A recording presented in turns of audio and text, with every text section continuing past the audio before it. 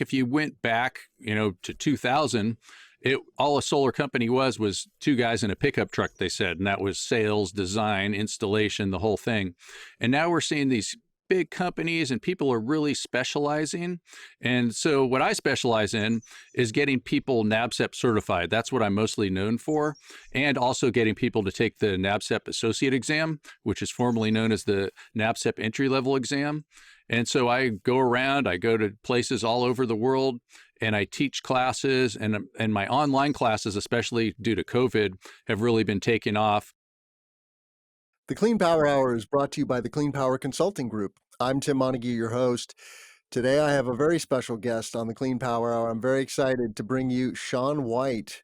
Shawn is the author of many books, including Solar Photovoltaic Basics, Solar PV Engineering and Installation, PV Technical Sales, which is my favorite, PV and the NEC, meaning the National Electric Code, Energy Storage Basics, and he's also a trainer. He gives live and recorded courses. He's very popular on HeatSpring.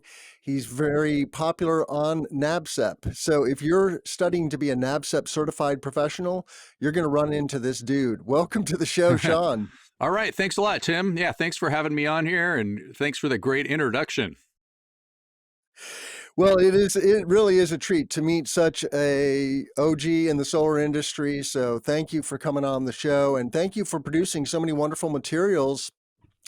I've taken, one of your online courses. I've read your PV Technical Sales book, and you are, you're just a fountain of good technical information on solar photovoltaics and now solar and storage. So just want to give you a big thank you for all that you do for our industry, because, as we've talked about, Shawn, it's so heady days. We're still at the bottom of the S, right? And we are about to just go vertical in the solar industry here in the US and globally. We might have installed 1% of all the PV that we're going to install globally by 2050, say. And so we have 7 doublings ahead of us globally. Here in the US, we're at maybe 4% of the grid is solar. That's going to at least 10x probably in the next 20 to 30 years. And so it is just going to be a wild ride, and we need a lot more qualified professionals across the board, from the trades to the boardroom. I like to say we need more people getting into clean energy, and you are an integral part of that. How did you get interested in solar photovoltaics, Shawn? I was always interested in renewable energy. And one of my best friends, I met him over at Governor Jerry Brown's house back before he was mayor. His name's Paul Finn. And he came up with this law called community choice aggregation, which now is been adopted in thousands of different places. And I was just going around with him, going to different events, watching him give speeches. We took on Pacific Gas and Electric and won. It was called a David and Goliath situation. And then I started doing some technical research for him, and I just really got into solar after that. And I studied like crazy. That was right around the time when my older daughter was born. So I think, I guess you would say 26 years ago, 1995. Yeah. So you are the first wave of solar professionals really here in the US. I mean, the industry didn't really take off until 2010. Yeah. Even though the technology, was invented in 1954, the modern PV cell was invented at Bell Labs in 1954. So we've had, 70 years almost of maturation. So the technology is mature, but as timing is everything, and you could have the best technology in the world, but if the timing isn't right and the price isn't right, a technology will not catch fire, so to speak. And there is this thing called the price adoption curve. As you increase adoption, the price comes down, and that's played a major force in the solar industry. When I was a kid in the 70s, solar was over $100 a watt. No. And I was going to a renewable energy fair, at the University of New Mexico, where my dad was a professor, but PV was hardly on the scene. You would see these tiny little PV panels, so to speak, right, that were used on remote telecommunications applications or pumping applications where there was no grid power. So did you get heavily into the off-grid solar industry? Because that was kind of the the de rigueur early adopting community of solar, right? Yeah. So I mean, I remember like setting up an off-grid system with my dad even before then, so like even in like the early 90s. I don't know if you remember like Real Goods, the Solar Living Oh yeah. Institute. And we had, we still have that system going to some old Arco solar modules. And so yeah, it was a lot of it was off grid, but if you're talking about community choice aggregation and all that, what my friend was into, that was actually more for grid tied solar, for interactive inverters feeding the grid with the string inverters. And so like I guess like when I got involved with my friend around 1995. But still, it was a while before it took some time to take off with that. So the solar industry in the U.S. and just kind of worldwide, string inverters and all that kind of stuff seems like that was kind of really taken place around the year 2000. And if we look at the year 2000, that's when we had about 1 gigawatt of solar installed in the world. And it's kind of a big milestone right now. We've just 1,000-folded that. And this year, I just even read an article in PV Magazine that they say that we have hit a terawatt, so 1,000 gigawatts. So that's kind of crazy. And like you say, that we're just going vertical right now. Pretty soon, in a couple of years, we're going to be at 2 terawatts. So it's pretty awesome, the amount of solar that's being installed and all the opportunities for people like you and me. Yeah, I think that article was written by John Weaver, my co-host here on the Clean Power Hour. So shout out to John, and thank you for all of your journalism at PV Magazine. So what should we talk about, Sean? I really hope that we can give our listeners a glimpse into, what it takes to become a solar professional. What are the resources out there?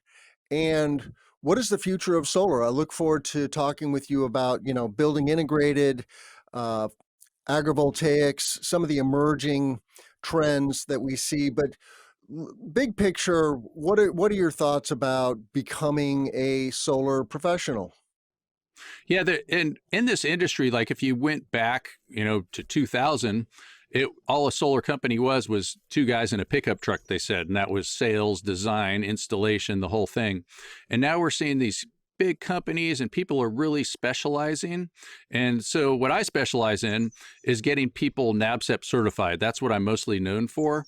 And also getting people to take the NABCEP associate exam, which is formerly known as the NABCEP entry level exam.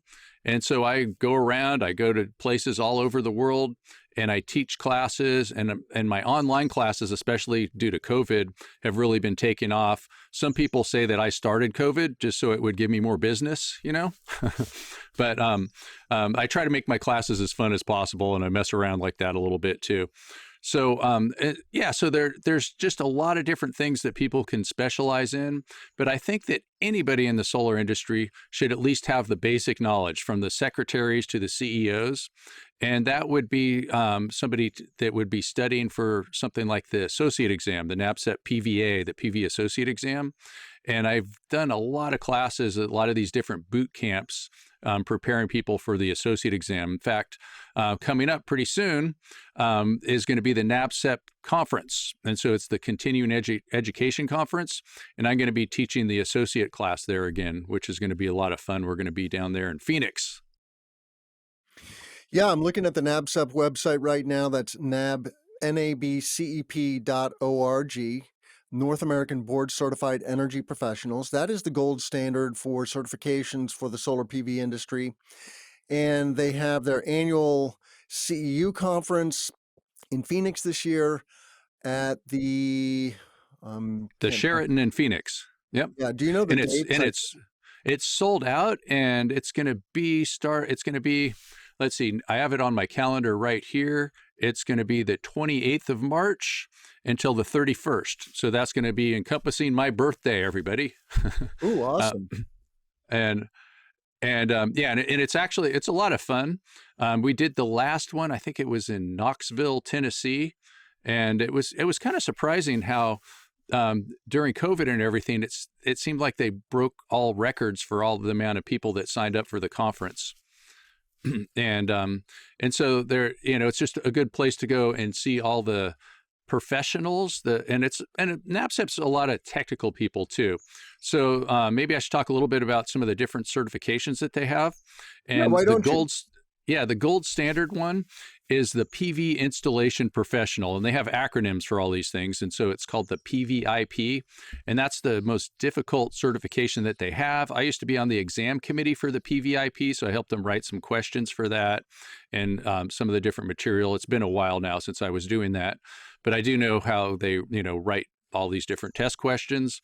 And by the way, too, all the exams for NABCEP now can be taken online. That's another COVID thing. So they call it LOP for live online proctoring, another one of those TLAs, 3-letter acronyms. And but we have a little bit extra a little bit more in the way of lettering for all these different certifications. And so then there's the PVTS, the PV Technical Sales. And that's the one that's right up your alley right there. If you haven't taken it yet, you probably could go take it right away. Yeah, I have that certification.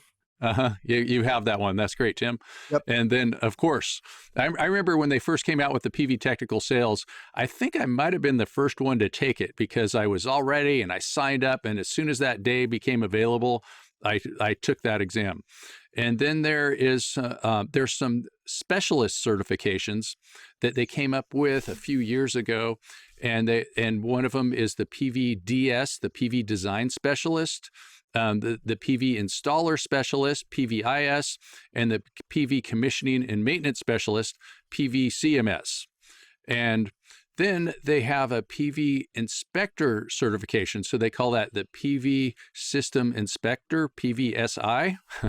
So many acronyms, we're getting full of those. There'll be a test after this podcast, and people can name the acronym, pin the tail on the acronym, and so all of the certifications that NABCEP has they have some prerequisites such as experience requirements and things like that, taking an OSHA class, except for the PV Inspector Specialist, PV System Inspector exam. And so that's just kind of interesting that there's no, requirements for anything. You just sign up for it and you can take it. And another thing too is the associate. A lot of people call that a certification, but it's not considered a certification by NABCEP. And so the PV associate, the PVA, is something that a lot of people qualify for that exam by taking my class. And then they go, and that one, it's a lot easier than the other ones too. So I've seen people study for a week that don't know anything about electricity. They just know how to study, and then they can pass that test. And by the way, too, my heat spring class, where people pay money to take the class, I have a pass rate of 98% for the PV associate exam. Sometimes when I teach classes live, that's why I say when people pay money to take the class, when I teach classes live, I'll have people that get paid to take my class, like through workforce development and things like that. And the pass rate there is not as much. It's like when you pay for something, you're serious about it. But if somebody pays you to take a class to help you get a job, then people are a little bit less serious about studying, I think. So everybody out there too, study hard, no matter what you're doing. That's really important. Yeah, and look for Sean's guides. You can find links to those on Sean's website at solarsean, SOLARSEAN.com. And your books were instrumental for me to pass both the associates and the technical sales exams. So thank you. Thanks so much. Yep, yeah. Definitely. And it is, it's not easy to become a, certified professional, so to speak. You have to get a combination of book smarts and on the job experience, right? It's a both and that's, as it should be, right? It's relevant, and you inevitably learn things on the job that you just are never going to learn in a book. Getting up onto a roof and, looking at an installation in the works is truly a super valuable experience. So I would encourage anybody getting into the industry to get out there and find a way to get hands-on experience. Yeah, I always like to do a shout out for Grid Alternatives. You can find them at gridalternatives.org, and they are a nonprofit. They're sort of like Habitat for Humanity for solar, and they're, besides being just a lot of fun and great people to work with, they you go out there and you can do an installation and get that experience, and you don't even get paid for it. So that's that's a great thing. But it's like, like Habitat for Humanity, and I think even one time Jimmy Carter showed up for one of these grid alternative jobs. I don't think he's still doing that, but since he's 150 years old. But and then while we're talking about training resources, another great resource is Solar Energy International. Their website is solarenergy.org, and they also offer a variety of online courses and assistance towards NABCEP certification. So check that out. yeah, that's my competition. Yes, indeed, it is. Hey, everybody. Thanks for listening to the Clean Power Hour or viewing it on YouTube. We do have a great YouTube channel. If you're not subscribed, please go to cleanpower.group and hit that YouTube icon and subscribe to our channel. Of course, you can find all of our content on your favorite audio platform as well. So please give us a rating and review. I wanted to let you know that we are partnered with the Midwest Solar Expo this year. Check it out, midwestssolarexpo.com. You can get a 15% discount with our code, which is CPH15. We will also put that in the show notes, CPH numeral 15. The Midwest Solar Expo is the premier B2B solar and clean energy event in the region. It hosts over 450 clean tech executives from around the country, and it's a lovely event in Minneapolis, June 20th to 22nd. So please check it out. Back to the show. So Sean, let's fast forward. Here we are in 2022. The solar industry is booming globally. It's not without its challenges, of course, with supply chain issues. COVID, of course, was difficult to navigate. But, one of the most pressing matters that any solar company, whether that's an installer, a developer, a financier, faces is finding qualified professionals. And that's only going to get worse. And it's both a challenge and an opportunity. It's a great opportunity for people who want a career change or are getting into a career for the first time. And so if you just Google, solar training or solar industry in your location and find your local solar association here in Illinois, it's ICEA, the Illinois Solar Energy Association. We have a national organization. Well, we have two national organizations, SEIA and ACES. And I don't know, Sean, if you have any words about those two organizations. Yeah, so SEIA, Solar Energy Industry Association, they have always put on SPI, as we call it in the industry. And I think a lot of us people that have been in the industry for a long time are still going to keep calling it SPI, even though they've rebranded it as RE+. I guess that would be Renewable Energy Plus. And one of the reasons that a lot of these organizations are rebranding things is because with all this solar on the grid, we need to have storage. And also we can include things like wind and electric vehicles and bidirectional electric vehicles. Those are some of the most exciting things out there. And so Seia also does a lot of the lobbying. And so they're, partially responsible for that investment tax credit that we get that's so good for solar and everything. We do also have, for a long time, half the solar in the country has been in California. So we also probably want to mention CALSA, California Solar and Storage Association. And they used to be called CalSeia, and what's kind of funny is they weren't related to Seia at all, but they were called CalSeia. And so I also do National Electrical Code workshops at all of the SPI conferences, or now we're going to call them the RE Plus conferences. It's going to be coming up in September. I have my hotel room and everything all arranged, and that's going to be in Anaheim. And a couple of times, too, when we've been in Anaheim, we took over Disneyland. It was a lot of fun. I remember everybody was on the Pirates of the Caribbean and things like that, the whole solar industry.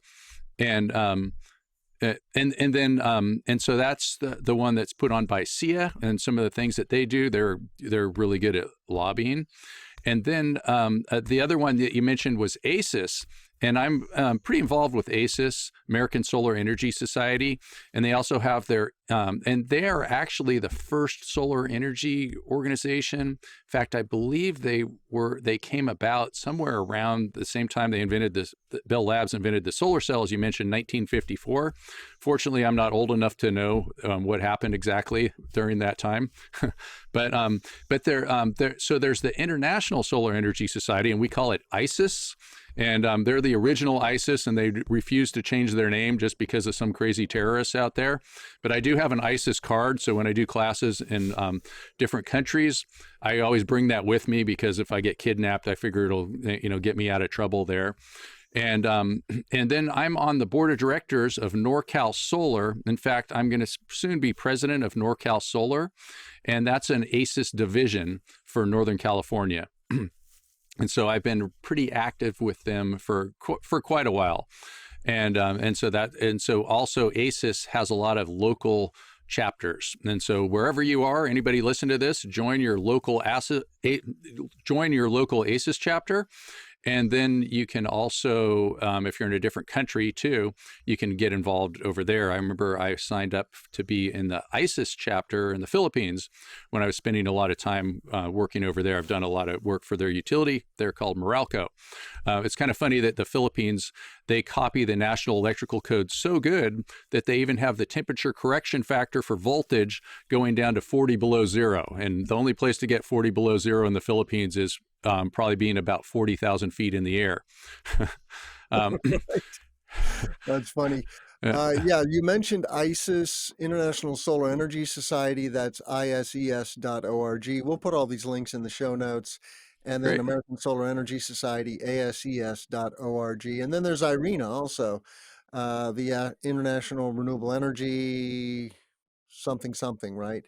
Association, maybe. Yeah, and I'm looking at my calendar right now too, and the ASIS conference is going to be in New Mexico, in Albuquerque, and I'm going to be there from the 21st to the 24th of June. My workshop's going to be on the 23rd. And then I was mentioning the dates for, as I called it, SPI, but that's going to be the 19th is going to be my workshop in September, and it's going to go on to the 22nd. And there's also another one too, conference that's getting kind of big. It's called Intersolar, and it was run by the Germans. And I've done a lot of Intersolar conferences in different places like India, Dubai, and Germany, teaching classes and things like that. And they always had Intersolar in San Francisco, but they sold it to a group in Maine, and they are going to be they had a pretty good turnout in January, and their next one is going to be also in Long Beach, and that's going to be on the 14th of February through the 16th. And I'm going to be doing a National Electrical Code workshop there too. And when I do my National Electrical Code workshops, I do them at the Intersolar Conference and at the Seia Conference, which is now RE+. I do them with my good friend and extremely smart person, Bill Brooks, who a lot of people have probably already heard of. Excellent. So many wonderful resources, and you can find links to all of these events that Sean is referencing also at Sean's website, solarsean.com. Sean, let's talk more about the industry, how it is maturing, where it is hot, where it is not, and this trend of solar plus storage. We see how all the many of the solar organizations are now rebranding and putting solar and storage, like CALSA, California Solar and Storage Association. Why don't you just lay out for our listeners, why is storage so important and integral now to our industry?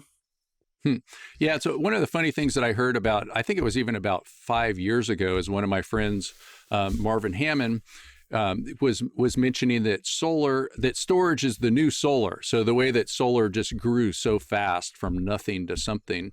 And it's kind of funny too that storage, lead acid batteries are the history of solar. So that it's the beginning of solar. And then for a while there, it was just grid tied. So if you're only making 1% of the energy that's going into the grid or less, you don't really need storage that much. You're just kind of shaving a little bit off the top and it's not a big deal. But then you can look at places where they've adopted a lot of solar. And so some examples of that would be Hawaii, Germany, and Australia, where Hawaii has the most solar per capita of any place in the country. And so they get to these points where they're making so much solar, and if they're exporting to the grid while everybody's at work and their houses the solar systems are going strong, then they might be making as much energy as the grid needs. And you need to still have some base load to keep it going, to keep things going. And so one of the things that they started doing in these places is stopping letting people export. And so they wouldn't let them export. And so we call this self-consumption in Hawaii, where what you do is you have a battery and you're not allowed to export. You measure the current, so you're not ever exporting. They put a CT around, they call it, and so that's a current transformer around the lines coming from the utility by the meter. And so you prevent exporting, and then you fill up your battery. And if your battery's not big enough or you're on vacation, you just have to curtail your system, turn it down a little bit. And so those are those self-consumption systems that we're seeing in different places. And then as we get more and more solar in other places like California too, we're kind of heading more in that direction. Where we're getting more and more storage. And some of the storage, it could be at your house, or it could be in one of these giant energy storage facilities. So the biggest one in the world right now, or at least the last time I looked, it changes all the time, is Moss Landing, California, where they have a huge energy storage system. They've converted a natural gas power plant over there to energy storage. And so that's been in the news. Some of the news is good. Some of the news is not so good when a battery cell catches on fire and it catches some headlines. I think it does more damage to the reputation than it really actually does. And they're trying to be extra careful. If you think about it, we're replacing things like fossil fuels, natural gas, and with our electric vehicles, gasoline, with lithium batteries, which are a lot less explosive than the fossil fuels. I think that it's just getting really, really exciting as the lithium batteries are going down in price. And so I've been listening to some of your other podcasts. Actually, this morning I was even looking at, and you had somebody talking about Swanson's law, and that kind of applies to batteries too. So the more you make, the cheaper it gets. And even with solar too, and batteries and all that, we do hear a lot about people that are afraid, like, oh, we're going to run out of things. But I really think that we're not going to run out of things. There's just human ingenuity and different technologies, and there's lithium iron phosphate if cobalt becomes too much of a trick. And we're getting better and better at making these things. And they are even making Teslas with lithium iron phosphate batteries right now. And so one of the things is the cars are getting to that point where it's cheaper to have an electric car, especially after the events that we've seen over there in Ukraine.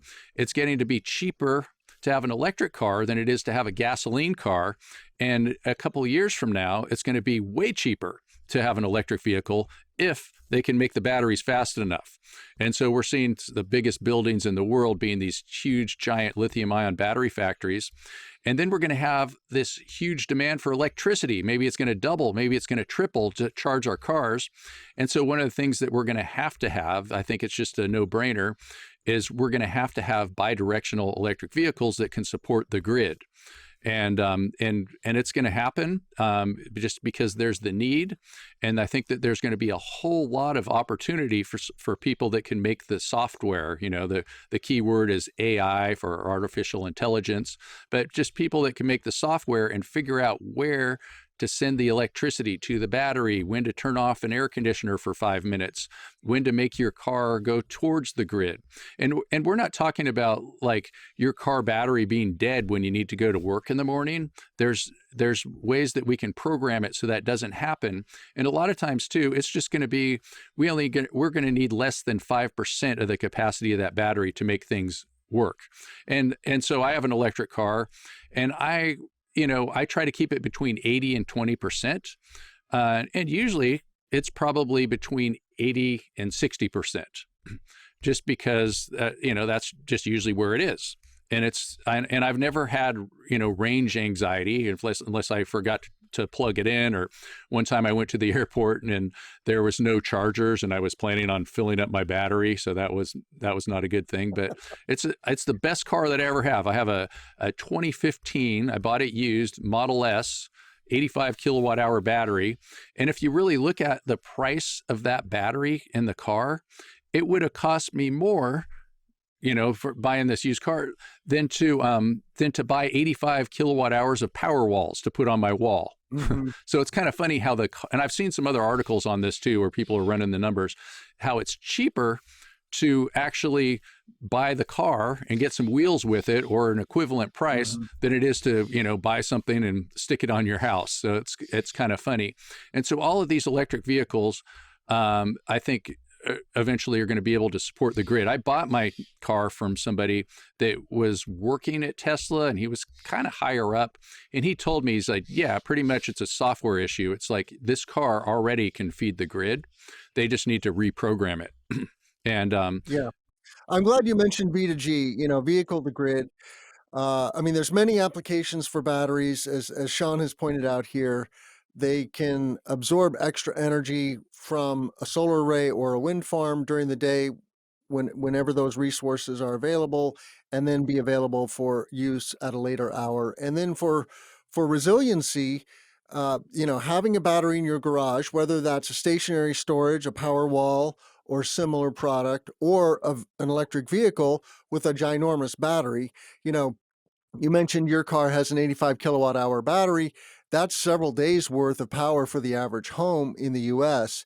And, a standard power wall, I think, is 13 kilowatt hours. So you would have to have multiples of those in order to have as much energy as lives in your vehicle. The question is, can you get the proper hardware and, the interconnection agreement with the AHJ and with the utility to do this? But you do see the news is starting to come out, and the utilities are rolling out some pilot programs now in California. Ford has a partnership with Sunrun, with their Ford Lightning, which is going to come theoretically V2G ready. And I can't wait to see this really go live, so to speak. It's truly a wonderful thing, just for resiliency and peace of mind, if you have the ability to plug your vehicle into your home and run some emergency loads, the refrigeration, the lighting, the HVAC system, perhaps if it's extreme weather or whatever.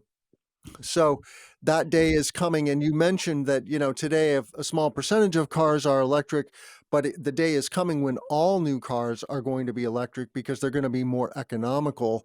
We don't quite see that as consumers today, but it definitely is going to happen in the next 5 to 10 years. And then it's a cliff, and the ICE engine is going to go bye-bye very quickly. And that's going to be challenging for the oil industry, perhaps, because a lot of the oil is used in internal combustion engines, but it's a must do for society, right? Because we have to stop pumping carbon into the atmosphere, and we have to leave a lot of fossil fuels in the ground.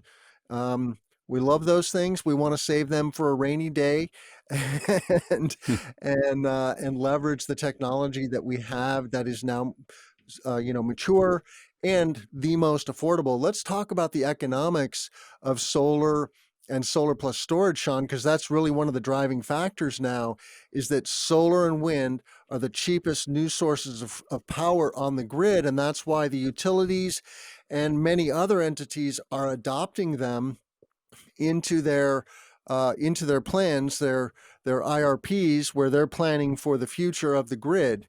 What are your thoughts about solar economics? Yeah. And one of the things that it's like, personally, I believe in, climate change is a problem and all that, but it's kind of funny how many people in this industry are not in it for that at all. There's plenty of people in this industry that don't think that climate change is a real thing. It's kind of funny. I think about 5 years ago, there was a article that was out there that somebody did a study that they said 4 out of 5 people in California with solar were Republicans, and and so it might have to do with that they live in more rural areas and all that kind of stuff. But people are buying electric vehicles and solar systems for financial reasons. And that's what's really making things take off. Like I have a friend that just bought an electric car, and he watches all the news stations that I don't watch. I don't want to try to get too political and things like that. And it's kind of funny. Like one of the things that I've seen in my classes is I've had classes that were I had a class before with a bunch of journeyman electricians, and they were coal rolling. They put those things on their diesel pickup trucks and they make that big smoke and they leave a Prius in a cloud and all that kind of stuff. But you know what they're doing? They're installing solar, and they're probably installing more solar than just about any person that that's just installing solar in a house, because they're doing utility scale jobs and things like that. So it's kind of amazing how things are transforming.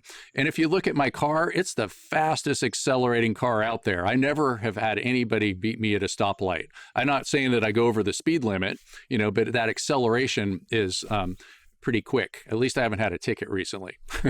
um, and so it's just this technology. It's really neat, and it's going to take a lot of knowledge sending those electrons back and forth into all the right places.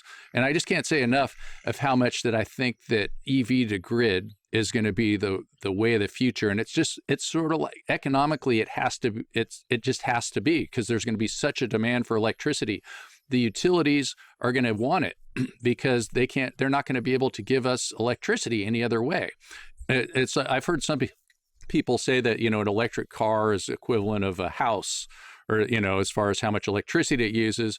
But, it depends on how far somebody commutes, and people are commuting less these days. But that's a lot. That's just a lot of extra energy. And if we can just bounce those electrons in all the right directions and coordinate everything right, there's so many things that we can do with it. It's not just storing electricity for long periods of time. One of the biggest reasons for energy storage is called frequency regulation, so that they can inject extra power into the grid when the frequency slows down a little bit, and then do the opposite too. If the frequency is too fast, they're a load. So if, like, let's say that you have a megawatt, that's a measurement of power of an energy storage system, you could go from a megawatt exporting to a megawatt charging your battery. So that's actually a 2 megawatt difference. And that's a pretty big deal if you can do that, really quick.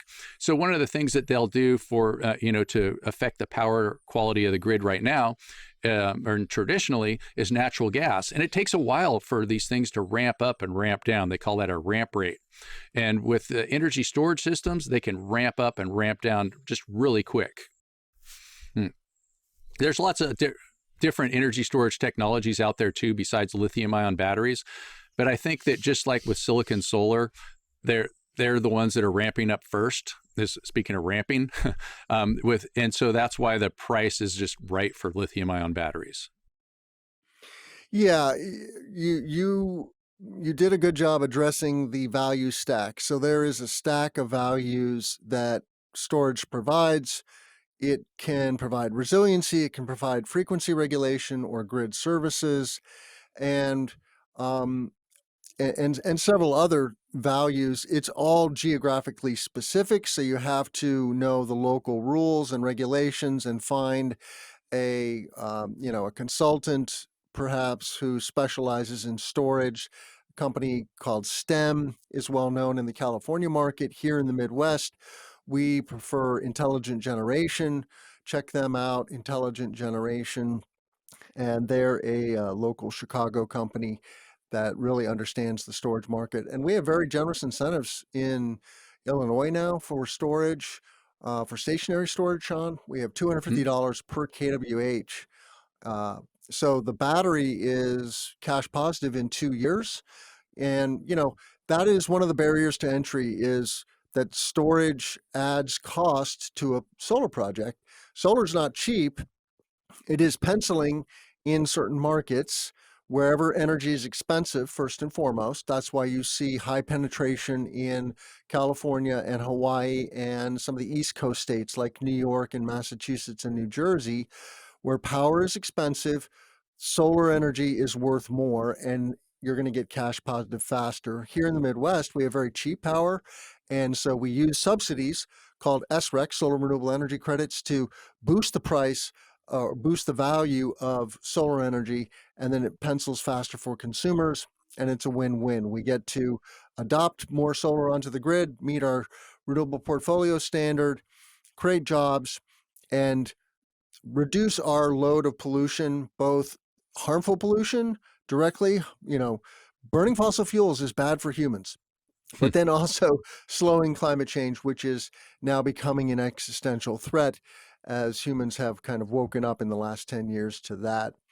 Sean, in our last, 5 minutes together, what else would you like to talk about? There's so many things, but what are you so excited about? I guess when you look into your crystal ball, what is coming in the solar and storage industries that people should be aware of? Yeah, I mean, I think we did talk about the most exciting things because they're so exciting. And so that would be the growth of the industry, and that has a lot to do with prices going down. And so right now there's been a little bit of stagnation, and I think one of the reasons for that was what happened around the financial crisis, the so-called Great Recession of 2008 time or 2009, was that there was too much solar on the market. And so that people were selling at a loss, and a lot of companies went out of business because of that. And so now this time around, where we're having the COVID thing going on, I think what happened was a lot of the manufacturers said, okay, let's not make too much this time. And so now there's a little bit, we need more. And so then the price has not gone down as fast as I think it would have otherwise. And so I'm expecting the price for solar system to probably go down because they're going to start, production's going to be ramping up. It takes a while to, get these factories kicking. I'm always crossing my fingers and hoping that we can get some incentives for manufacturing in the United States, which is going to really help with energy security. And that's something that I'm hoping for. I don't know if politically that, what's going to happen as far as that goes. But I have my fingers crossed.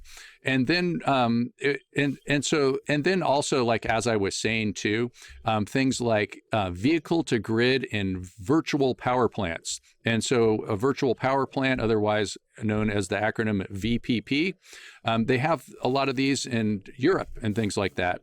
And so they're coordinating together different assets like energy storage.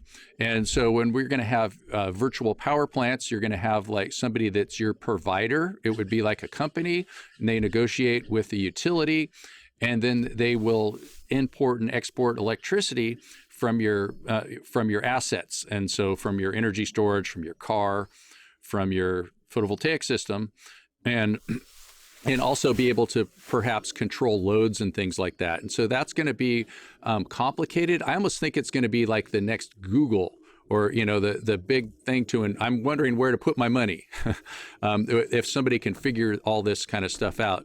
I was living in Mountain View for a couple of years. I moved out for about a year ago, and seeing all these people at Google, and they say like the average person at Google makes about $250 a year. But if you're in Mountain View and you say that, it's like, well, that's not enough. But I think that there's going to be a ton of these jobs like that for people that know how to do the software, the coding, and understand all the renewables and the things that we're doing. So I think that's going to be some great opportunity for people. And just also, like we were saying too, how fast this industry is growing. And there's just going to be plenty of jobs for everybody. And so they call it the solar coaster. So you have to remember that it's going to go down a little bit, but it's going to go up a lot more, just depending on where you are and the political climate and what the utility's doing. There's always some battle, like we have the net metering battle in California for rooftop solar right now, and in Florida. But it, Yep, we know about the solar coaster here in the yeah, Midwest. yep. It's definitely alive and well, and luckily now we're booming again. It was a boom and a bust, and now a boom. And we've tripled the resources going into the solar industry here in Illinois. So it is very heady days. I'm glad you mentioned VPPs, virtual power plants. You know, companies like Sunrun and Tesla are going hard after this, and you know, it just makes so much sense, right? Where you can get a lot of solar and battery into the infrastructure, whether it's third party owned or locally owned by the residents, and then you have collectively a resource that can be called upon to provide grid services, to provide resiliency. And I think eventually we will see the evolution of microgrids and nanogrids so that they're widely adopted. It just makes so much sense to have like a city block or a suburban block be a microgrid and a resiliency center, and for every school and community center and church and hospital to be a resiliency center that has the ability to operate off grid 24/7, 365. Because as we've seen, nature is a beast and nature gets gnarly sometimes, and there are fires, there's floods, there's storms, etc. There's ice storms and very cold weather that creates outages, and people suffer and people die. And so we have to be smart about this and modernize the grid and really integrate distributed generation. It's not without its foes and challenges, as you mentioned.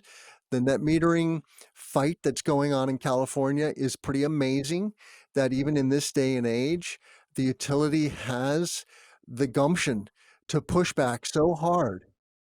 I think that they are really they're going to lose consumers, and consumers are going to realize that there are alternatives to being grid tied, and that day is coming when it will be affordable and accessible to a much larger population to migrate off grid, and it is happening. So well, we're going to let our listeners know where they can find your contact information, Sean.